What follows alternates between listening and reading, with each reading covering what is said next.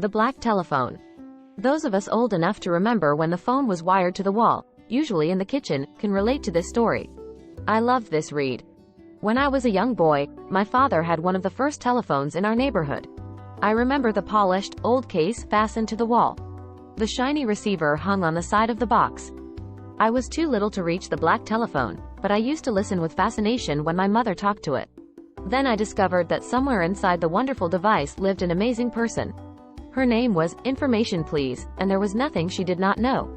Information Please could supply anyone's number and the correct time.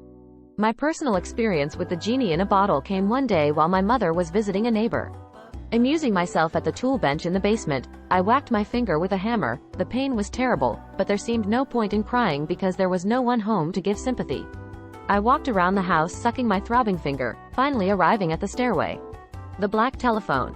Quickly, I ran for the footstool in the parlor and dragged it to the landing. Climbing up, I unhooked the receiver in the parlor and held it to my ear. Information, please, I said into the mouthpiece just above my head. A click or two and a small clear voice spoke into my ear. Information. I hurt my finger. I wailed into the phone. The tears came readily enough now that I had an audience. Isn't your mother home? Came the question. Nobody's home but me, I blubbered. Are you bleeding? The voice asked. No, I replied. I hit my finger with the hammer and it hurts. Can you open the ice box? She asked. I said I could.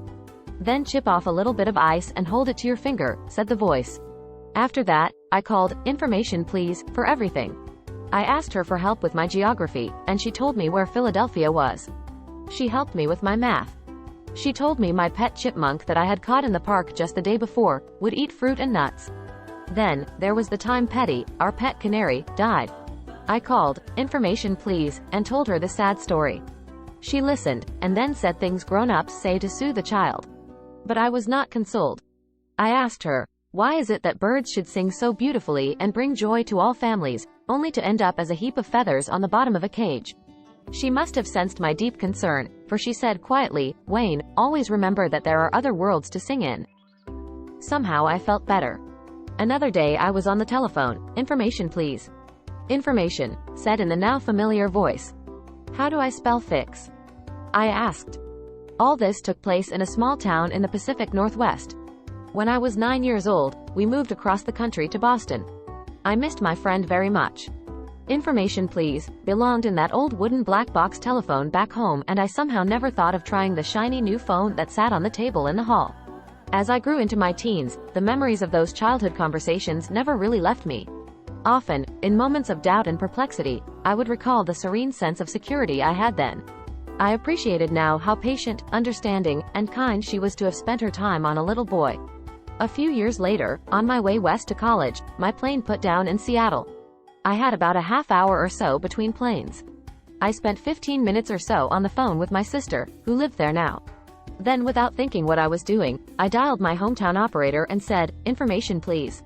Miraculously, I heard the small, clear voice I knew so well. Information. I hadn't planned this, but I heard myself saying, could you please tell me how to spell fix? There was a long pause.